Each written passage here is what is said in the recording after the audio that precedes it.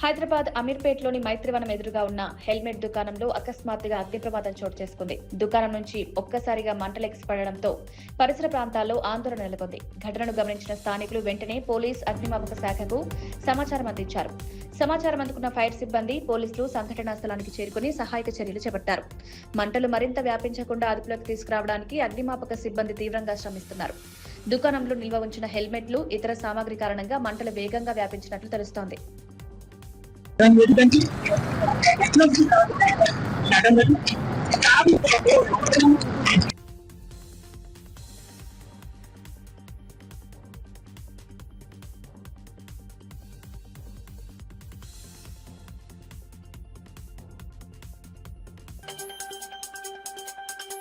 పెద్దపల్లి జిల్లా రామగుండంలోని సింగరేణి జీఎం కార్యాలయం ఎదుట ఏఐటీయూసీ ఆధ్వర్యంలో భారీ ధర్నా నిర్వహించారు. మెడికల్ అన్ఫిట్ అయిన కార్మికుల వారసులతో కలిసి సంఘం నాయకులు నిరసన వ్యక్తం చేశారు. ఉద్యోగాల కోసం ఎదురు చూస్తున్న వారసులకు వెంటనే నియామక పత్రాలు అందజేయాలని డిమాండ్ చేశారు. సింగరేణి వ్యాప్తంగా గత 9 నెలల్లో సుమారు 400 మంది కార్మికులు మెడికల్ అన్ఫిట్ అయ్యారని ఏఐటీయూసీ నాయకుడు వాసిరెడ్డి సీతారామయ్య చెప్పారు. వారసులకు ఉద్యోగాలు కల్పిస్తామని గత చర్యల్లో యాజమాన్యం హామీ ఇచ్చిందని గుర్తు చేశారు. ఇప్పుడు చివరికి వాళ్ళు తేల్చింది ఏంటంటే సింగరేణిలో సర్ప్లస్ మ్యాన్ పవర్ ఉన్నారు కాబట్టి ఇప్పుడు వీళ్ళకి ఉద్యోగాలు ఇవ్వడం కుదరదనే పద్ధతిలో వాళ్ళు మాట్లాడుతూ ఉన్నారు. మరి సింగరేణిలో కార్మికుల వేజ్ బోర్డు అగ్రిమెంట్ ప్రకారం కార్మికులు మెడికల్ అన్ఫిట్ అయినా చనిపోయినా ఉద్యోగం ఇవ్వాల్సిన బాధ్యత యాజమాన్యం అనుకున్నది.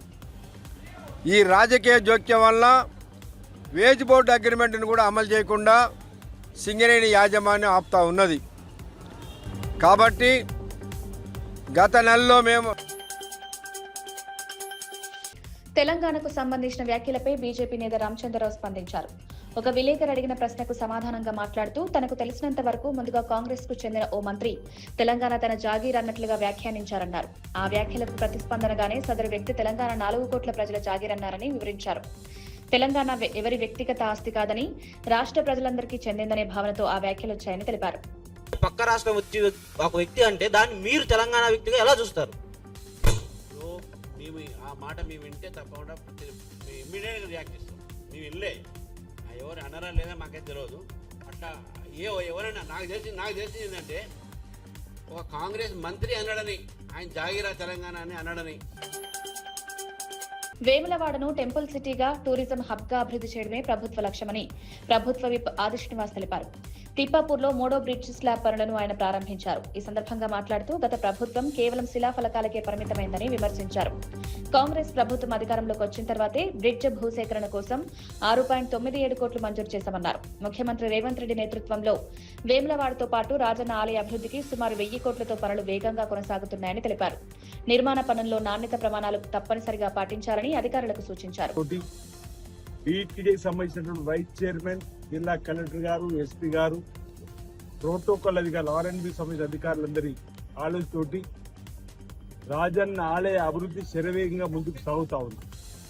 ఇప్పటికే ఇంచుమించు 150 కోట్ల రూపాయలు విడుదల చేసుకొని ఇప్పటి వరకు 25% వరకు పనులు పూర్తయిన వేళ మేము అదే రోజు చెప్పడం జరిగింది.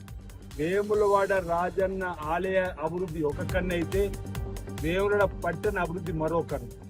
టెంపుల్ సిటీగా, ఆధ్యాత్మికమైన ఒక పట్టణంగా, టూరిజం సిటీగా ఏర్పాటు చేయాలనే లక్ష్యంలో భాగంగా గత ప్రభుత్వం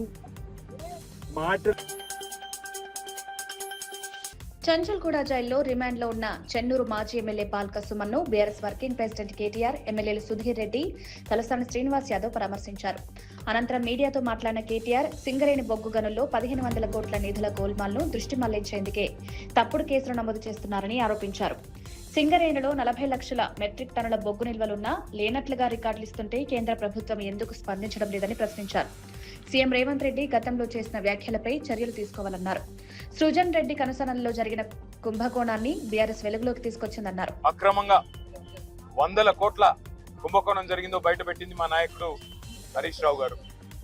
అట్లాగే నైని బొగ్గు టెండర్ విషయంలో వాళ్లకు మంత్రులకు, ముఖ్యమంత్రికి వాటాలు కుదరక కూటమి ప్రభుత్వం 2 ఏళ్ల పాలనకు నిరసనగా వైఎస్ఆర్సీపీ శ్రీకాకుళం జిల్లా మందసలో వెన్నుపోటు నిరసన కార్యక్రమం నిర్వహించింది. మాజీ మంత్రి డాక్టర్ సీద్రి అప్పలరాజు ఆధ్వర్యంలో జరిగిన ఈ కార్యక్రమంలో పార్టీ నాయకులు, కార్యకర్తలు పెద్ద ఎత్తున పాల్గొన్నారు. మందస బస్టాండ్ వద్ద మానవహారం చేపట్టి ప్రభుత్వానికి వ్యతిరేకంగా నినాదాలు చేశారు. ఈ సందర్భంగా మాట్లాడిన సీద్రి అప్పలరాజు ఎన్నికల సమయంలో ఇచ్చిన సూపర్ 6 హామీలు అమలు కాలేదని ఆరోపించారు. 50 ఏళ్లకే పెన్షన్, రైతుల ఆర్థిక సాయం, నిరుద్యోగ భృతి వంటి హామీలు ఏమయ్యాయని ప్రశ్నించారు. రాష్ట్రంలో ఇసుక, మట్టి, గ్రావెల్ అక్రమ దోపిడీలు జరుగుతున్నాయని విమర్శించారు.